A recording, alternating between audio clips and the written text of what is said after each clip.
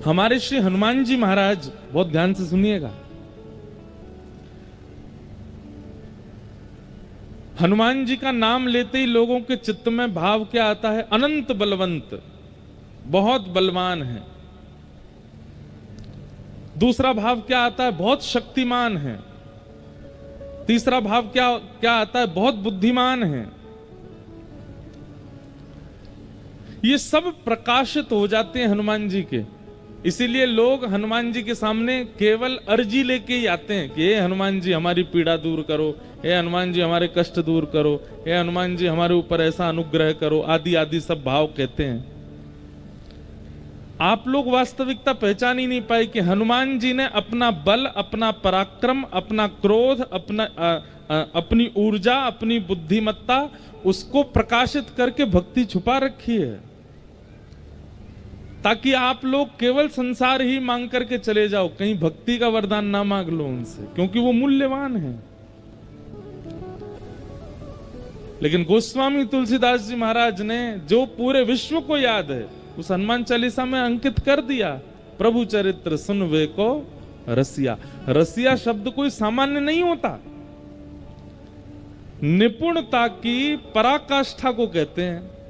जैसे ये तो पान खाने के रसिया हैं। रसिया मतलब एक तो होता है शौकीन और एक होता है इतना शौकीन कि कुछ दो चाय मत दो लेकिन पान दे दो, उसको रसिया कहते हैं।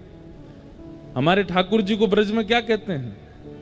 होरी को रसिया, होरी के रसिया। रसिया मतलब होली के समय पर ठाकुर जी प्रसाद भी नहीं पावे चलेगा, शयन भी नहीं करें चलेगा, दूध भी ना पीवे चलेगा, पूरे दिन होरी खिलाए लो। गोप ग्वालन के बीच में बैठ कर के रंग उड़ रहे हैं, ढप बज रही है, मंगल मंगल होली के गीत गाए जा रहे हैं, ठाकुर जी को उसमें बहुत सुख मिलता है, इसलिए उनको होरी के रसिया। रसिया का एक अर्थ यदि करें तो ऐसा है कि उस भाव के आगे बाकी सब फीका, बस वो भाव देते रहो, उसको रसिया कहते। हनुमान जी महाराज ठाकुर जी की कथा सुनने के रसिया,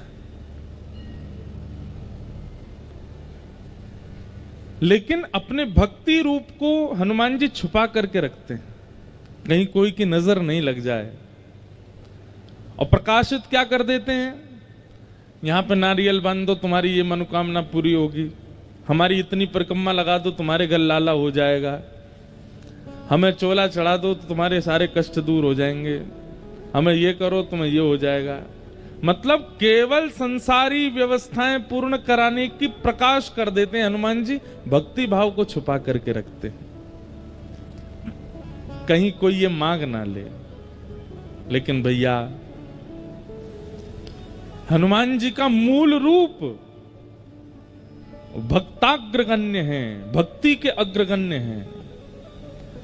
इसलिए हनुमान जी से कुछ मांगिए चाहे मत मांगिए, आज जाकर के या अब कथा सुन ली है, अब ये बात जब समझ में आ गई है तो हनुमान जी से जाकर के कहना है, हे पवन पुत्र हनुमान, हमारे जीवन में कष्ट आएंगे, हमेशा तो आएंगे नहीं, कुछ दिन बाद चले जाएंगे, हम सह लेंगे। हमारे उपलब्धियों में रुकावटें आएंगी, बहुत दिन तक तो रुकावटें नहीं रहेंगी, कभी ना कभी तो ठीक होगा। हम कर्म करके परिश्रम करके अपने सब जीवन को सुखद बना लेंगे, आप तो केवल हमको भक्ति का वरदान दो। जैसा भक्ति भाव आपके चित्त में है, जैसा प्रेम आपके चित्त में है, जैसे राम नाम के प्रति स्नेह आपके चित्त में, वैसा हमारे चित्त में हो जाए।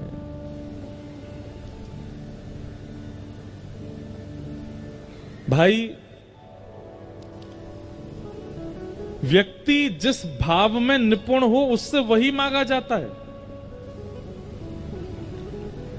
कोई किसान है और उसके यहां पर चावल की खेती होती है, धान की खेती होती है,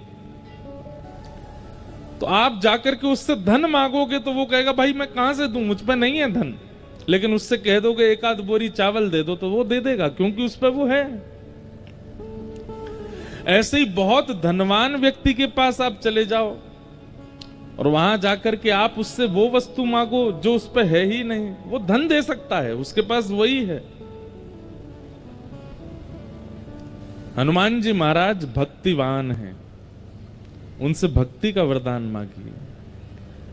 हमने तो आज तक इतने, हमारे भारत में जो हनुमान जी के प्रमुख स्थान हैं, सब जगह लगभग कुछ स्थान रह गए, लगभग कथाएं सुनाई हैं हनुमान जी को। पर आज हम आपको अब एक बात स्पष्ट रूप से कह दें, कथा प्रारंभ होने से कथा विश्राम तक बस ये 4 घंटे छोड़ के बाकी जो भी हम करते हैं वो हम करते हैं, पर ये 4 घंटा कथा में हमारी वाणी से हनुमान जी बुलवाते हैं। हनुमान जी की कृपा है।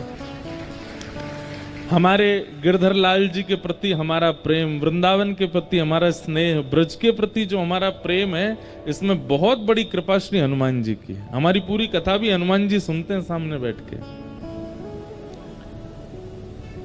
तो इस कथा का मूल भाव तो श्री हनुमान जी को सुनाना है।